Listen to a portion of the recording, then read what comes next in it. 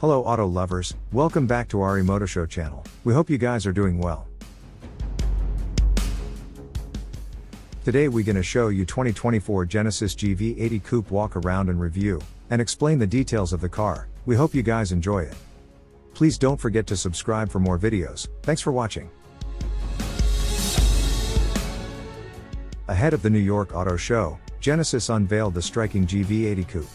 It's a sportier coupe version of the midsize Gv80 SUV with a coupe-inspired roofline.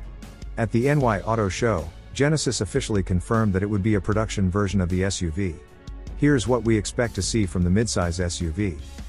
The Gv80 Coupe, which is still in concept form at the time of writing, features a striking design. The front end mirrors the Gv80 with a split headlight design, a large shield-shaped grille, wide air intakes, and a sporty front fascia. The wide fenders, 23-inch wheels, heavily raked rear windshield, and prominent spoilers give the Gv80 Coupe a sporty silhouette.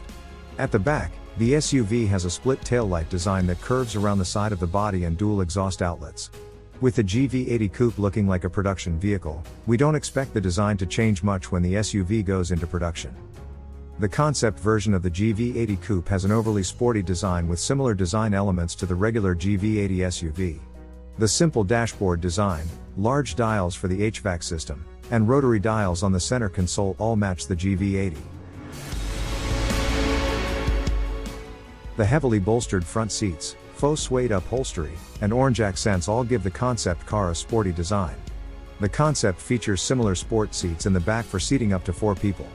Because of the Gv80 Coupe's sloping roofline, we expect the SUV to have less cargo space than the regular Gv80. The Genesis Gv80 concept coupe could spawn the South Korean automaker's First Performance Flagship, according to top executives for the company who unveiled the car on the eve of the New York Motor Show overnight.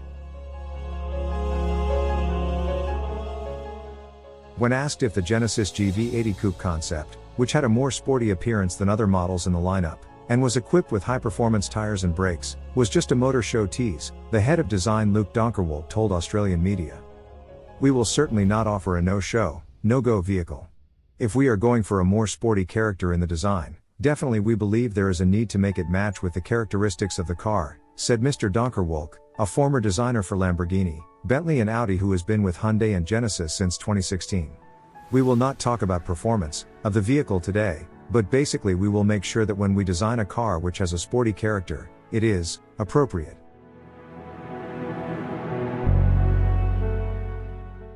It is not yet clear if the twin-turbo 3.5-liter V6 petrol engine used in other Genesis models would get a power bump, or if the company will find another way to boost performance, such as the electrically assisted supercharger fitted to the same engine in the Genesis G90 limousine overseas. However, for now Genesis appears to have ruled out electric power for its latest model.